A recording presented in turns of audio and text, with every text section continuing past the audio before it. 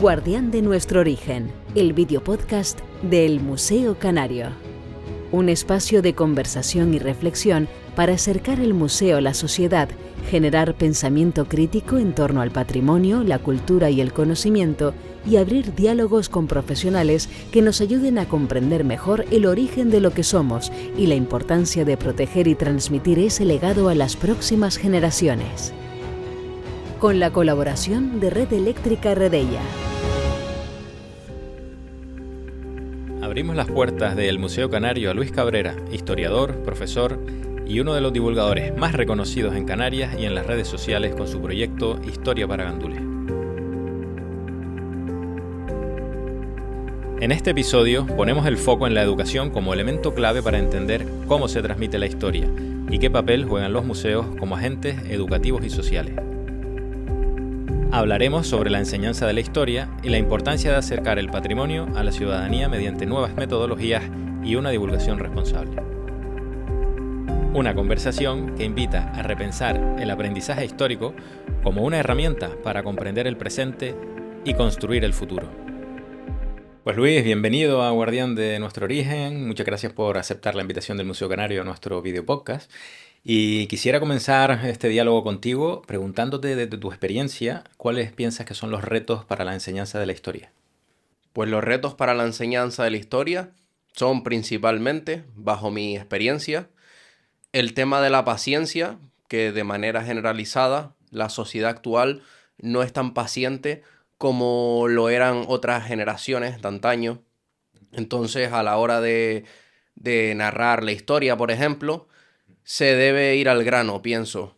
Es importante tener esto en cuenta y, por ejemplo, en el caso de la docencia, hay que tener en consideración que el alumnado no es capaz de aprender de la manera en la que se hacía anteriormente, en otras décadas, por ejemplo. Y a tu manera de entender, ¿qué aporta el patrimonio para la construcción de una ciudadanía crítica?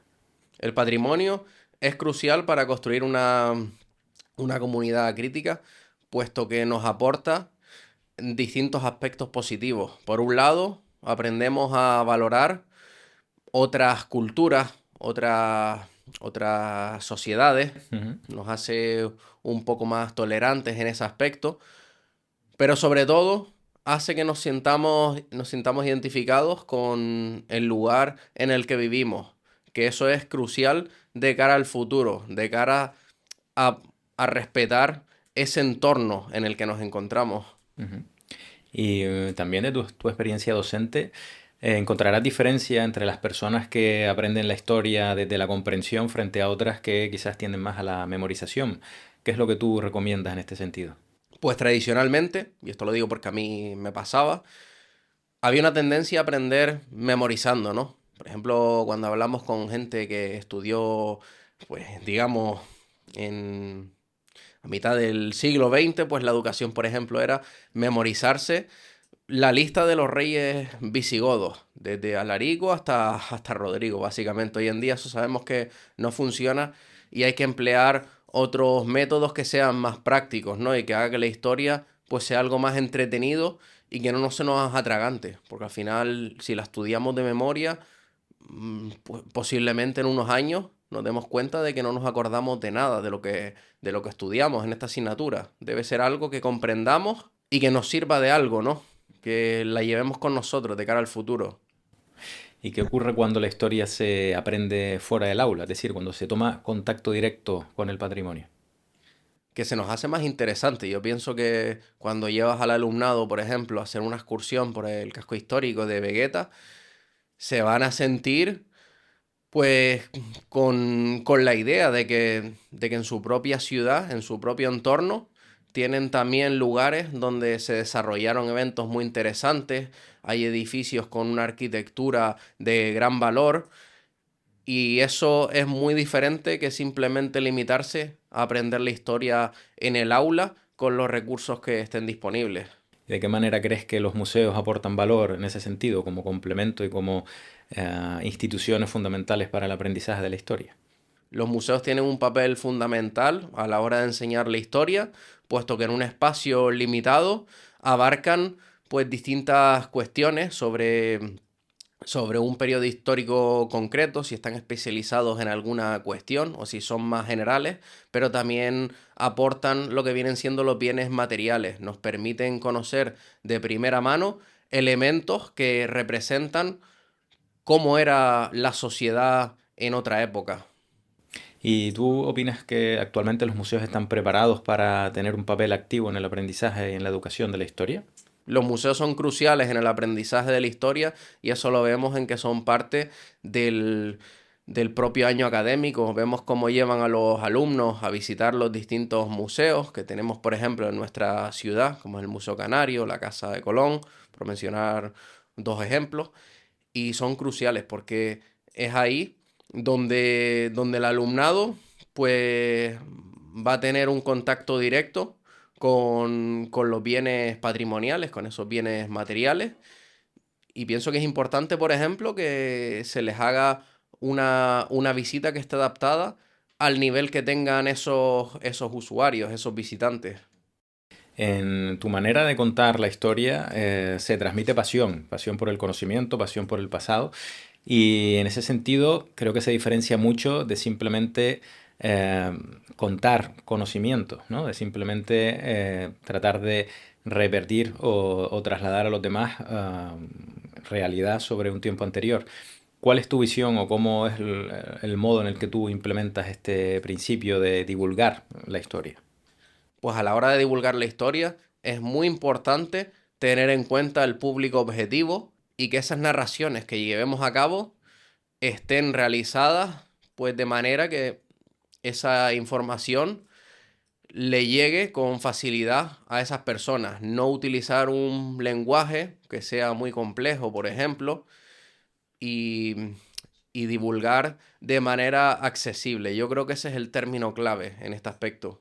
Y en ese sentido, ¿qué papel juega la narración y el relato para poder transmitir la historia? Es lo más importante a la hora de divulgar, porque hay que saber qué palabras elegir, tener en cuenta, por ejemplo, que algunos términos que veríamos en documentos históricos, a lo mejor buena parte de la población los desconoce, entonces hay que buscar sinónimos que sean más accesibles, digamos, esa sería la cuestión, utilizar un vocabulario que se adapte a un público de distintas edades y de distintos niveles culturales. Ujú. ¿Y cómo encontramos el equilibrio entre el rigor científico y una manera amena de hacer descubrir la historia? Eso es muy importante, el rigor siempre tiene que estar presente, hay que comparar Claro. distintos documentos, distintas fuentes y luego emplear un vocabulario que sea sencillo, pero que no por ello dejemos de ser rigurosos y contar la información sin cambiar ningún aspecto. Siendo el patrimonio percibido como algo del pasado, ¿cómo crees que podemos entonces hacerlo presente, hacerlo relevante para la sociedad actual? Considero que es un error muy común ver el patrimonio como algo únicamente del pasado y para mí no hay mejor manera de sentirlo como algo de nuestro presente. El simple hecho de conocer el lugar en el que vivimos, ¿no? Recomendaría siempre a la gente pues ir a pasear por las calles de nuestra ciudad y que lo hagan fijándose en los distintos lugares, en los nombres de las calles, conocer esos espacios que visitan en el día a día y eso hará que estemos más conectados con el patrimonio. Estamos hablando entonces de hacer el patrimonio algo propio, ¿no? De conectarlo con la identidad de las personas que viven en un lugar. Efectivamente, hay que tener en cuenta que el patrimonio es de todos, no de unos pocos, y que debemos valorarlo y también disfrutarlo, es la cuestión. Está ahí y muchas veces pasa desapercibido porque simplemente no nos damos cuenta de lo que tenemos a nuestro alrededor. Y es por ello que es tan importante que el patrimonio se perciba como algo del presente y no únicamente del pasado. Ajá. ¿Y qué riesgos crees que podría haber si se percibiera como algo exclusivo solamente para especialistas y no para que lo disfrute el conjunto de la sociedad? Tiene cierto riesgo que el patrimonio no sea algo compartido, algo que sea del pueblo, y es que la gente no lo va a poner en valor. Entonces, posiblemente, si el patrimonio se limitara únicamente a un público experto, es probable que veamos actos de vandalismo contra ciertas edificaciones históricas, que no se cuide como se debería los distintos espacios en las ciudades. Y considero que por eso es importante que el patrimonio se perciba como algo que es del pueblo, algo que es de todos. Y esto entronca con el contexto actual en el que estamos rodeados de una gran cantidad de desinformación, sujetos a bulos informativos. ¿Qué crees que podemos aportar desde la divulgación histórica, desde la educación, para la defensa social? En la actualidad hay un gran problema con la manera en la que se narran distintos bulos y cómo muchas personas se piensan que esa información es verídica. Y considero que mediante la divulgación científica hacemos un aporte en el sentido de que las personas no tiendan a creerse lo primero que ven en las redes sociales, y considero que deberíamos fomentar el acto de que consulten distintas fuentes para que así no se crean lo primero que ven, por ejemplo, en un vídeo que les sale en las redes sociales.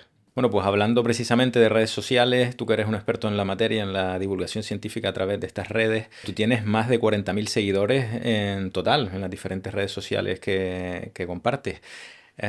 ¿Cuál crees que es el secreto para tener éxito en la divulgación científica en redes sociales y de qué manera comunicar en las mismas? La clave para tener éxito en las redes sociales pienso que es hacer unos vídeos que tengan un formato que la gente vaya a disfrutar. Eso es lo primero, porque si la gente no ve los vídeos al completo, nunca se van a viralizar ese contenido que estamos divulgando. Y creo que es importante utilizar pues un vocabulario que, como mencioné anteriormente, sea accesible, que llegue a distintos sectores de la sociedad, y también pensar en hacer un contenido que sea innovador. Es decir, mucha gente a lo mejor puede tratar un tema en concreto, pero importa la manera en la que uno narra o en la que uno edita, por ejemplo, ese contenido, que luego va a ser atractivo para los consumidores de esas redes sociales. Eso es clave, esa combinación. Y desde tu experiencia en Historia para Gandules, ¿cómo ha ido evolucionando tu manera de aproximarte a la historia y de compartirla con el conjunto de la sociedad? Debo decir que en mi cuenta, en mi proyecto, he intentado mejorar la calidad del contenido. Por ejemplo, ahora la cámara es de más calidad, la cámara del móvil ha mejorado. Hace tiempo adquirí unos micrófonos que son mucho mejores para la calidad del audio. Y también el propio contenido de los vídeos considero que ha mejorado. Yo empezaba haciendo unos vídeos que a lo mejor duraban entre 30 y 40 segundos. Hoy en algunos de estos vídeos supero el minuto.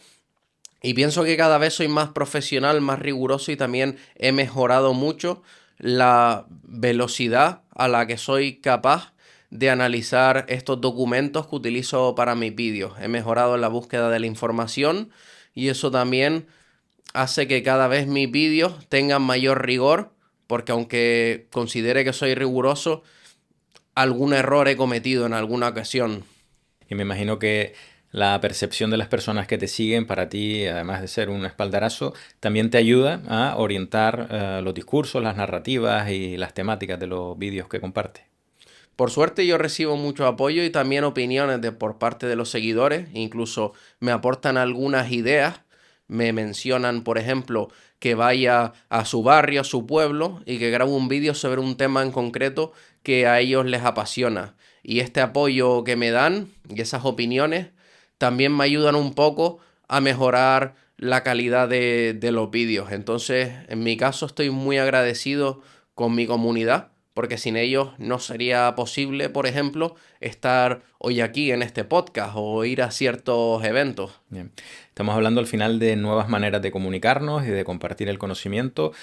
También en tu experiencia docente, ¿cómo aplicas la innovación educativa, las nuevas metodologías para trasladarlas de una manera más eficaz? En el ámbito docente considero que me gusta tirar bastante de la imaginación y pensar en ideas, proyectos que pueda implementar en el aula con los alumnos para que disfruten a la vez que aprenden la historia, que no se limite únicamente a técnicas del pasado que no funcionarían con los alumnos que hay en la actualidad, como antes hablaba, esa paciencia que hay que tener en cuenta, que el alumnado hoy en día está acostumbrado a consumir un contenido muy breve. Entonces implemento cuestiones como juegos de rol, también contextualizar la historia de manera de que no nos limitamos únicamente al temario, sino que tratamos otros aspectos. Por ejemplo, cómo era el día a día en el siglo XIX, cuáles eran las profesiones cotidianas. O también, un ejemplo, pedir al alumnado que entreviste a familiares para que sepan cómo fue la vida, por ejemplo, de sus abuelos. Uh-huh. En los museos realizamos labores de conservación del patrimonio, de investigación y de divulgación. Precisamente ese trabajo que se realiza, que muchas veces no se ve, es fundamental saberlo trasladar a la sociedad. ¿Y cómo crees que pueden contribuir estas metodologías a que los museos compartan el patrimonio con diferentes tipos de público a través, pues, por ejemplo, de los canales que tú utilizas? Una iniciativa que he visto mucho que hacen algunos museos es que el contenido del propio espacio se puede encontrar o en las redes sociales o incluso en páginas web. Hay algunas galerías online en las que podemos ver el arte o el patrimonio de los museos, y considero que también pueden emplear herramientas digitales como puede ser el modelado 3D para recrear situaciones históricas, también para conectar al público más joven, utilizar herramientas como por ejemplo las gafas de realidad virtual, que ya se está implementando en muchos espacios, en muchos museos, y pueden plantearse una serie de cuestiones para modernizarse, por así decirlo. Sí, al final lo que intentamos en los museos es generar una reflexión, ¿no? Propiciar una experiencia y que esa experiencia sea transformadora para intentar propiciar una transformación en las personas, en su grado de conocimiento con sus contenidos o en su vida y a nivel social. Hemos hablado de divulgación histórica, hemos hablado de investigación, hemos hablado de museos y hemos hablado de educación. ¿Cómo podríamos aglutinar todos estos elementos con alguna clave que nos puedas recomendar?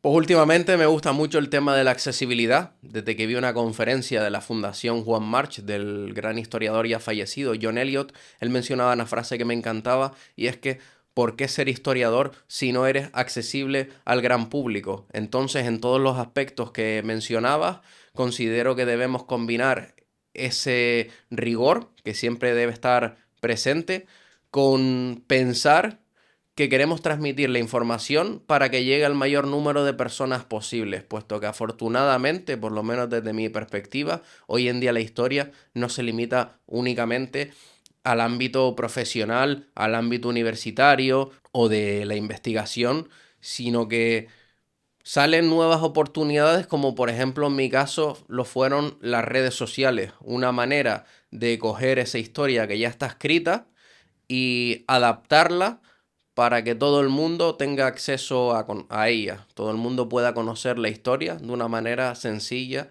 y entretenida. Pues desde el Museo Canario te agradecemos tu compromiso con el patrimonio, tu gran labor divulgadora, lo que estás haciendo, y muchísimas gracias por convertirte en guardián de nuestro origen. Muchas gracias a ustedes por darme la oportunidad de participar en este proyecto.